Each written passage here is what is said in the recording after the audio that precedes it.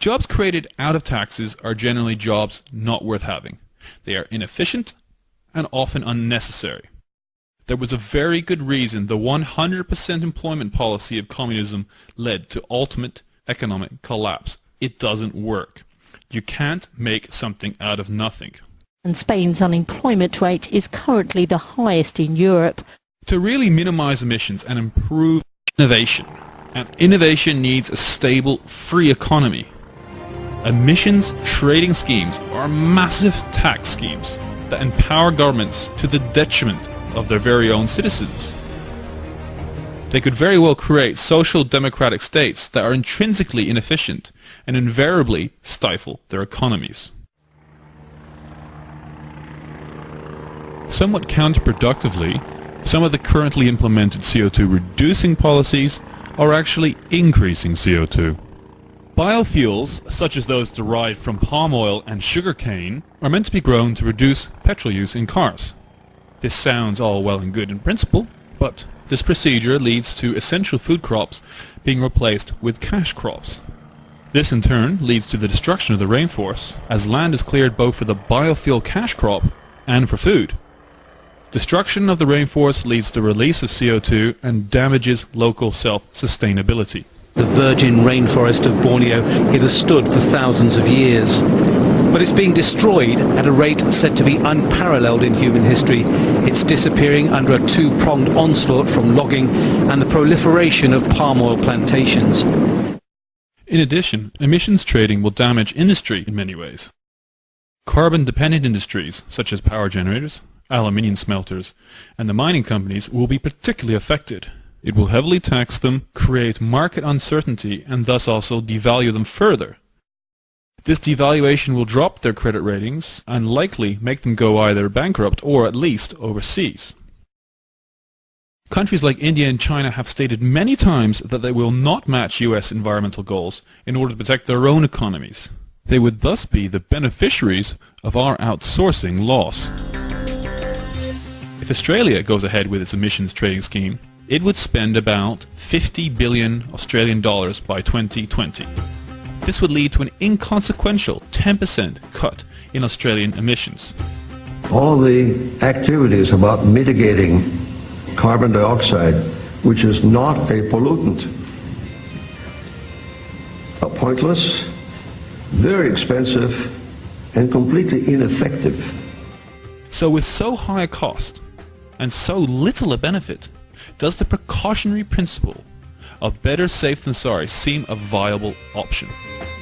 Even if you believe in man-made global warming, are phenomenally expensive schemes to reduce CO2 emissions the best way to deal with it? Within these last 19 months, at least 45 satellites have circled the Earth. Tyrus satellites have given us unprecedented warnings of hurricanes and storms, and will do the same for forest fires and icebergs. The beauty of man is our adaptability. Where there is a will, there is often a way. Energy production is the foundation of modern civilization. Without cheap energy, we can kiss our prosperous lifestyles goodbye. So with all this ingenuity, perhaps we should be able to kick old school, dirty coal and oil out the door. It's time to herald in a cleaner, greener world powered by wind and by solar.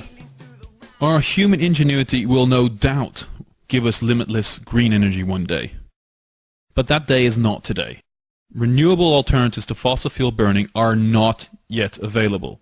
There are no cheap technologies to replace coal. Nuclear could do the job, and it's high time we pulled our heads out of the sand, don't believe the hype, and actually consider it seriously. It seems to me that if A, you believe in man-made global warming, and B, you want to tackle it seriously, you really should be embracing nuclear power. However, I digress. The point is, renewables can't replace coal. Coal is not only very cheap, but also extremely reliable.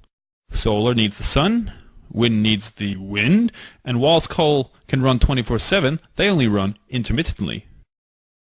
As for clean coal, it's a great concept, but presently just a pipe dream. It won't realistically be on the horizon for decades to come. If there were cleaner, greener, and at least barely economic alternatives to coal, we would use them in a flash. Unfortunately, they haven't been invented yet. So for the foreseeable future, coal will be there making our lives better until a viable alternative is invented to perhaps replace it. The global warming debate, like its subject matter, the globe, is a hugely complex affair. But here are a few take-home points that may be food for thought when considering whether man-made CO2 is a serious problem or not. Global warming did not start in the last century, as we're often told, but hundreds of years earlier, before any industrialization. CO2 is thus very unlikely the driver of warming. The obvious cause of this warming is also the probable one. It's the sun, with the added effect of the oceans, not CO2.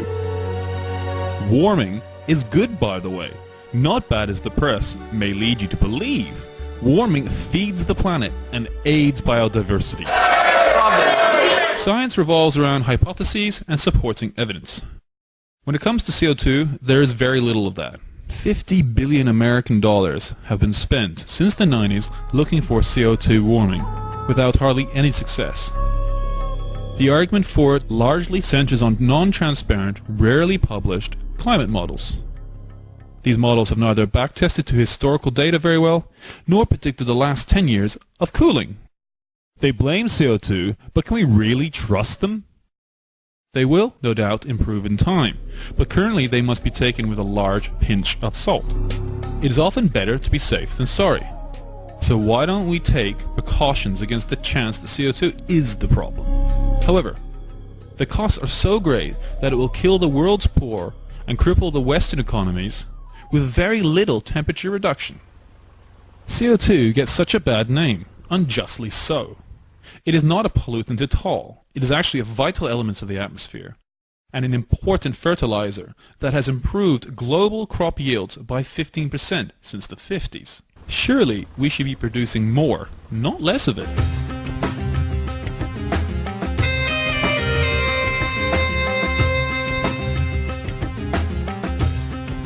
The Church of Global Warming is about faith, not debate.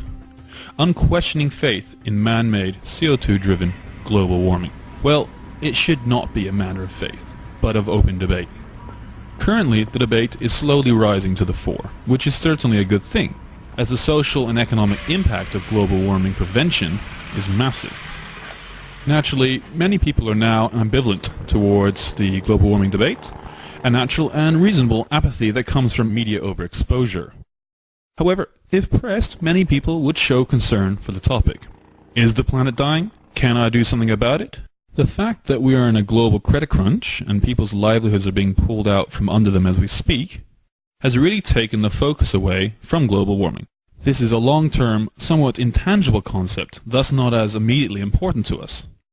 However, our politicians are still set on a course to further cripple our economies with anti-global warming emissions trading schemes.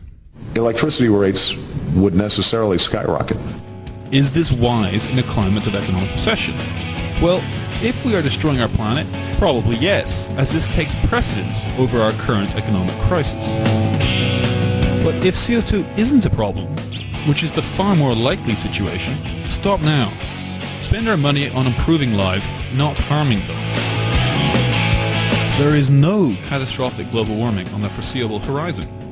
Invest in green technologies? Absolutely. Reduce our reliance on fossil fuels? Definitely.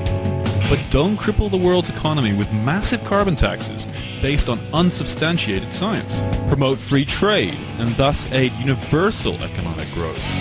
This development is the real way we can not only improve all our lives, but also, somewhat ironically, ultimately obtain our common goal of minimizing our impact on the planet.